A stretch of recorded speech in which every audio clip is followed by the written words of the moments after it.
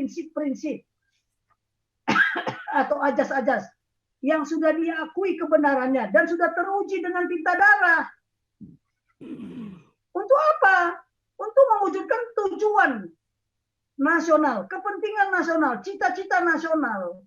Tapi Pak mengerti, sini saya uji, Menlu luar negeri itu, saya uji sini. Kalau enggak terkencing-kencing dia saya bikin. Karena enggak ngerti, lihat aja lah. Kan sudah saya bilang berkali-kali, negara ini punya strategi enggak?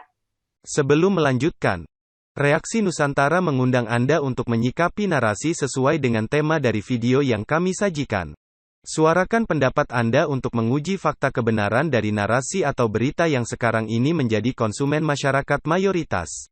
Menurut pengalaman dan pola pikir dari sudut pandang Anda yang berbeda. Tujuannya adalah untuk menemukan fakta atau data yang valid dari narasi atau berita politik yang belum tentu sesuai dengan fakta. Perbedaan pendapat Anda akan menjadi peluang besar untuk membongkar kebenaran sebuah narasi yang sengaja mereka bangun dengan berbeda-beda tujuannya. Tugas kita adalah mengungkap oknum di balik provokasi dan pembodohan berbasis narasi, isu agama, atau informasi berita palsu. Luangkan waktu Anda menyikapi narasi dari konten yang kami sajikan ini untuk mengedukasi masyarakat, supaya bisa membantu mereka membedakan dan membandingkan fakta kebenaran dari sebuah narasi yang ada di media sosial. Sebelum terlanjur meyakini isi narasi tersebut, kami berharap kepedulian bisa membantu masyarakat supaya bisa berpikir lebih baik dari sebelumnya. Silakan tulis reaksi atau pendapat Anda di kolom komentar dengan bahasanya yang mudah dimengerti secara ilmiah, real dan logis. Anda bebas berbicara namun tetap sopan dan etis. Syaratnya ialah, sebelum menulis komentar, Anda diwajibkan subscribe terlebih dahulu agar kami dapat menanggapi suara Anda secepat mungkin. Dan akan segera sampai ke narasumber yang bersangkutan. Silakan bagikan link channel ini ke media sosial lainnya, supaya mereka juga bisa saling memberi reaksi atau berpendapat menurut sudut pandang yang berbeda-beda. Disinilah yang kami harapkan sesuai lambang negara Indonesia Bhinneka Tunggal Ika. Mari kita saling menghargai perbedaan dan pendapat orang lain, sebagai bahan bandingan menyikapi narasi atau informasi berita yang ada di media sosial. Dan tonton video ini sampai selesai sebelum Anda berkomentar, agar tidak ada kegagalan atau kesalahpahaman. Terima kasih, silakan melanjutkan dan selamat menonton. Salam damai bersama Reaksi Nusantara Channel untuk Indonesia. Strategi nasional, punya nggak? Nggak punya. Belum lagi Pak Tambunan tanya ke saya, kenapa pasukan kita dipuji-puji di PBB? Coba tanya, sejak kapan pasukan kita itu melaksanakan tugas di PBB? Bukankah saya yang di staf operasi yang memperjuangkan itu? Bukankah saya yang inisiator mendirikan peacekeeping center yang diresmikan oleh Ban Ki-moon di Sentul itu? Besok saya tunjukkan konsepnya. Ada di komputer saya, ada di buku lagi. Itu jelas tanda tangan saya. Tapi siapa yang mendukung itu? Ya Panglima saya. Kebetulan Panglima saya udah meninggal. Kalau nggak dia yang saya suruh menyampaikan di sini. Tapi waktu itu disetujui oleh siapa? Oleh Presiden SBY. Karena saya menyampaikan apa? Lewat anaknya. Saya bawa si Agus latihan dulu dia ke Thailand sana. Gus, nanti tolong sampaikan ke Bapak di rumah ya. Kan kau bisa jack to jack. Walaupun nanti lewat apa? Lewat Panglima, saya bilang. Akhirnya disetujui, buru-burulah dibangun di sana. Oh, itu saya sama orang PBB. Pak Tobing, saya nggak bisa beli tanah ya di Indonesia, nggak ada. Saya tidak berdaulat, tetapi untuk membantu pembangunannya apa saja yang diperlukan, komputer, ya tempat tidur, ya buku-buku akan kami drop dari PBB. Saya kalau nggak ditantang, saya sudah bertugas di PBB sebenarnya. Kasus tsunami di Aceh, ya saya beritahu aja, kasus tsunami di Aceh itu kok yang kemarin diskusi sama Pak Paul, saya lihat, wah FPI kan ikut menanggulangi bencana. Oh, mau saya tunjukkan di sini konsepnya. Saya sampai dipanggil sama Letnan Jenderal Beckman, yang kebetulan beliau itu bertugas di Utapao, minta saya membantu dia ke sana. Langsung lama lagi. Tapi sayangnya asisten operasi nggak mengizinkan saya. Kalau kamu ke sana siapa di sini, Bing? Ya udah kirim adikmu. Saya kirim si Nyoman sama si Tamrin ke Utapao sana untuk sebagai stafnya Letnan Jenderal Beckman. Aceh, saya minta bantuan. Kita minta bantuan ke Hawaii. Kita minta bantuan ke beberapa negara. Masuk ke sana. Kalau FPI cawi-cawi, itu pencitraan. Mau lihat ini ada laporannya lengkap kok. Nah, kemudian, siapa yang turun tangan di sana? Akhirnya GAM mau berdamai. Ya Uni Eropa.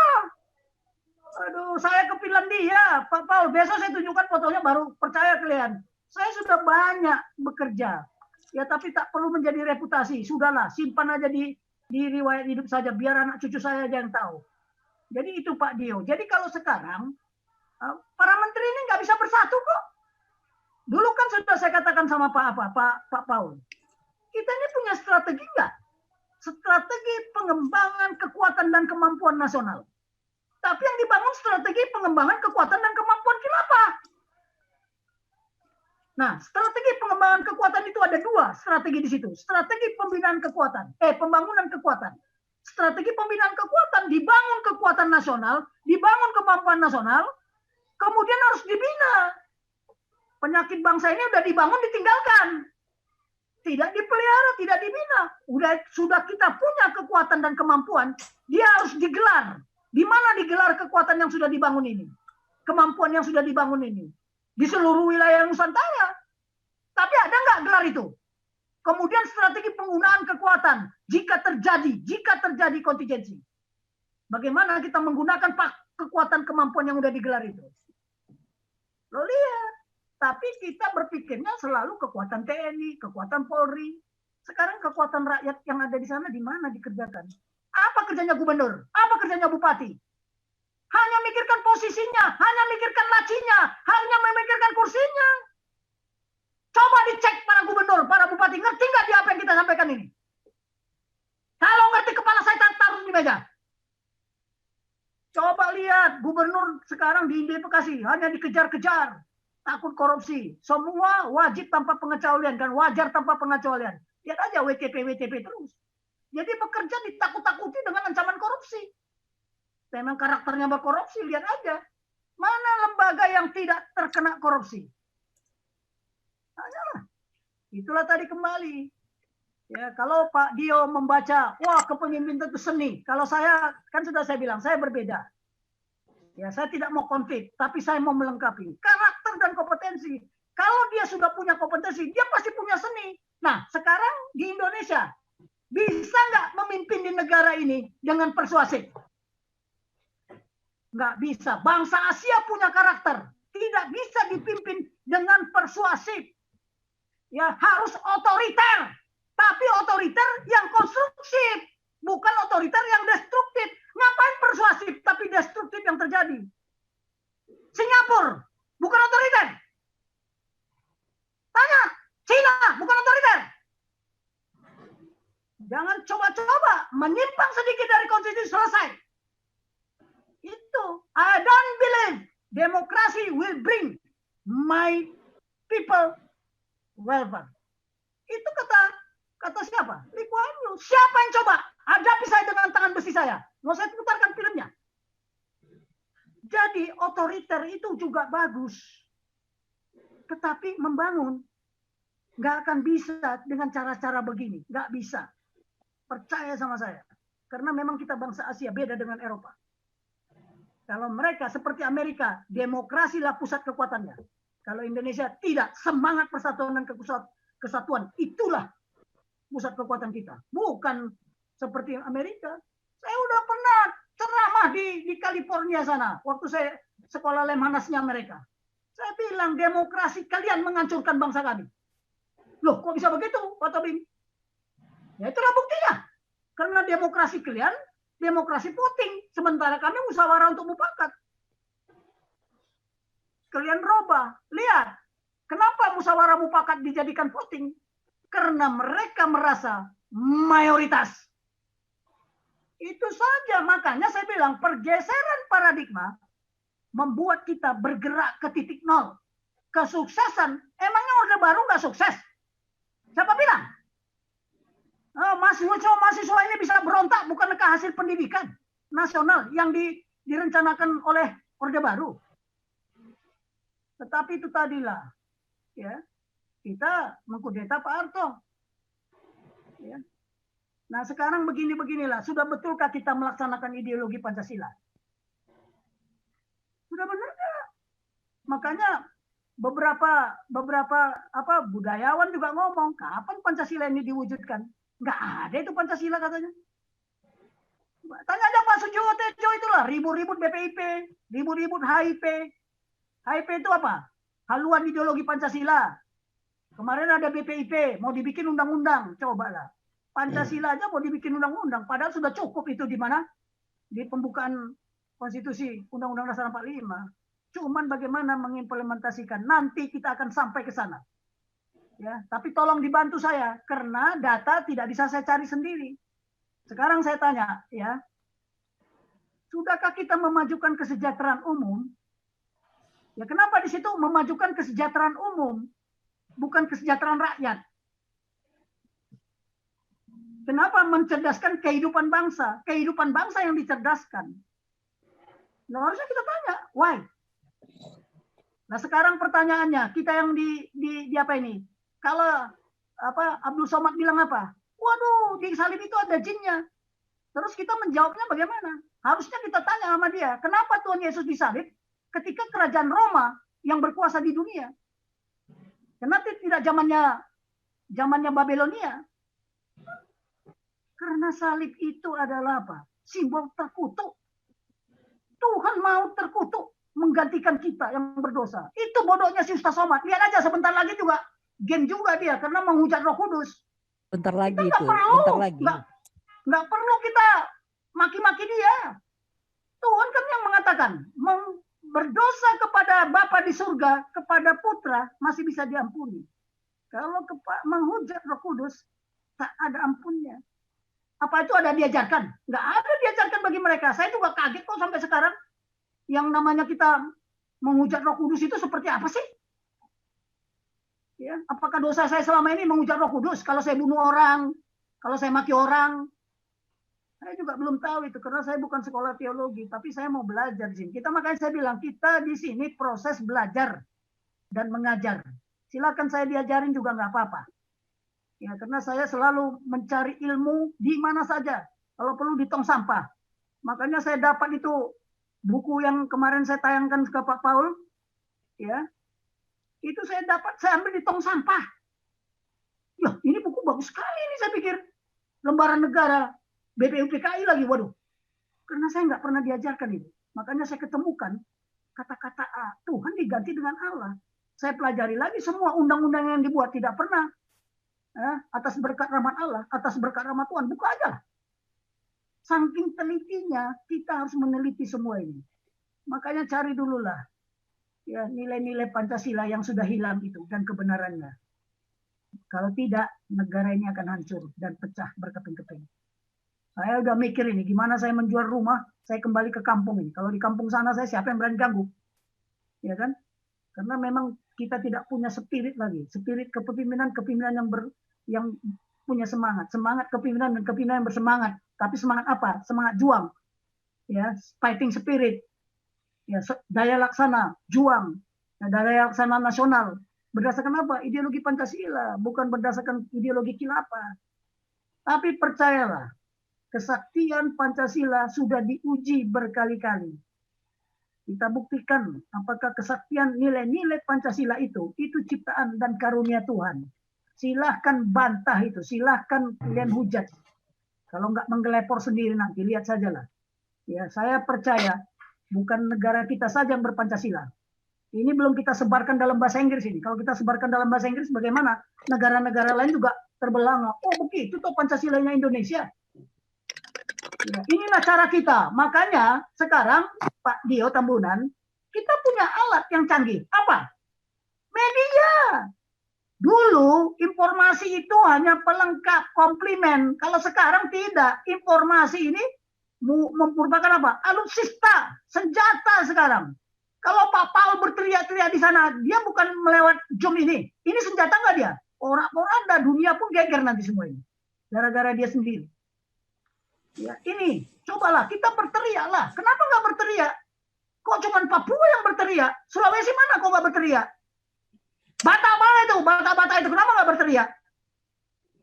NTT kenapa nggak berteriak? Khilafah udah merajalela. Ini harus diputus.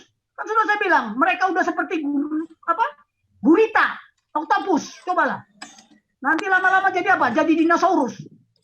Tapi percaya, semakin besar. Kalau makanannya tidak ada, mati sendiri. Makanya harus dipotong itu semua dari mana sumber-sumbernya. Saya lagi mencari tahu bagaimana Turki sebenarnya yang membantu mereka. Dari mana jalurnya ini? Ya, ini kan sudah saya katakan kemarin apa? Transnasional ideologi khilafah.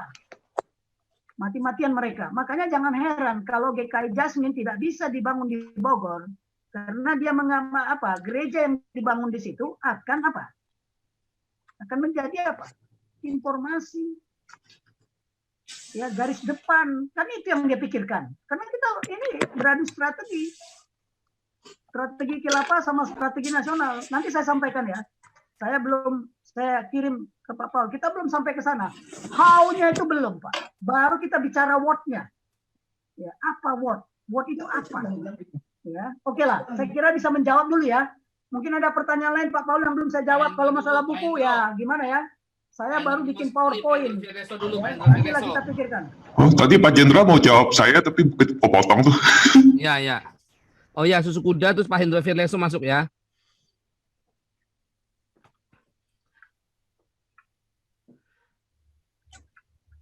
Pak Paul. Ya. Nggak, tadi Pak Jenderal kan mau nanggapin. Ya. Untuk Susu Kuda gini-gini, tapi kan kepotong tadi. Jadi saya jadi penasaran jawaban Pak Jenderal apa gitu tadi. Oke. Sekarang gini. Tadi dari Susu Kuda apa ya? Saya lupa tadi. IQ. Ya, IQ 80. Ya, salah siapa? Yang membuat IQ kita gizinya nggak benar. Ya kan? Ya, gizi kan itu IQ kan tergantung daripada gizi. Cuman saya mau beritahu ya. Ya, kalau masih ada gadis-gadis ini. Saya juga nggak tahu dulu. Ya, tetapi nenek saya yang beritahu. Ketika kau di kandungan ibumu, tidak ada hari tanpa doa. Kau dikandung ibumu. Makanya anak buah saya, kowat-kowat, PNS yang lagi hamil. Kamu saya pesan ya, tiap malam kau berdoa. Tiap malam kau berdoa untuk anakmu yang di kandungan. Karena anak itu masih suci. Itu aja pesan saya. Jadi kalau kita sekarang, ya IQ jelek. Ya, terus kita masih banyak yang stunting. Kemarin kalau nggak salah, kita baca statistik. Katanya stunting kita masih di bawah passing grade. Belum melewati. Cobalah. Ini kesalahan siapa? Kesalahan siapa coba? Ya, kesalahan siapa? Untuk Susu Kuda, apa yang belum saya jawab ya? Karena terlalu banyak ini saya harus jawab. Ini kayak jadi apa tadi yang belum saya jawab, Pak Susu Kuda? Oh, sebenarnya saya sih tadi ya nggak apa-apa, Paul.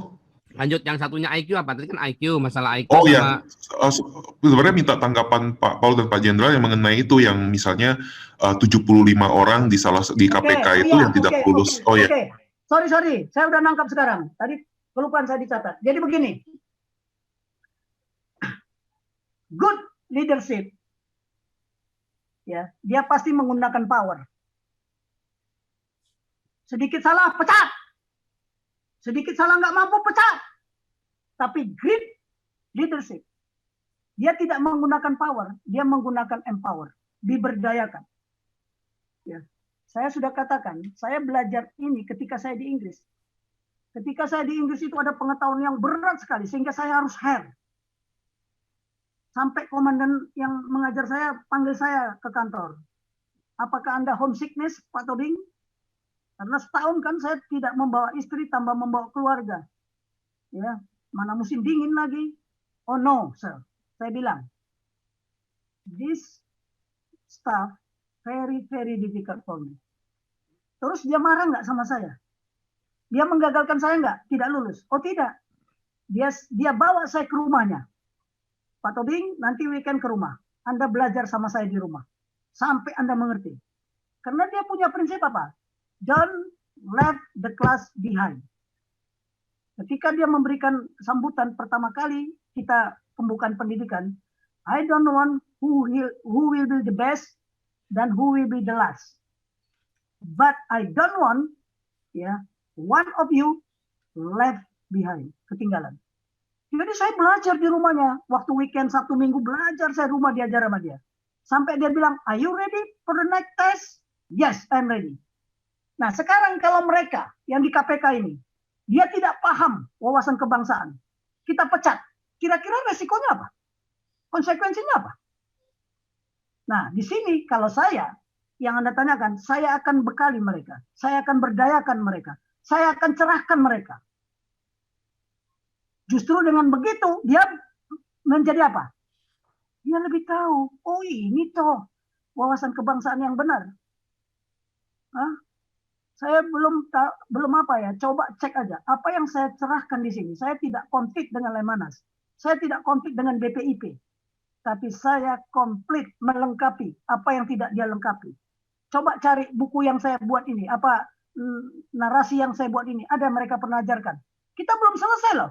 Belum selesai. Masalah ketahanan nasional, wawasan suara, masih depannya, belum kedalamannya.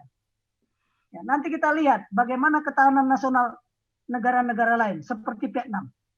Sebenarnya saya beritahu ya, ketahanan nasional Indonesia, doktrinnya itu diadopsi dari Vietnam.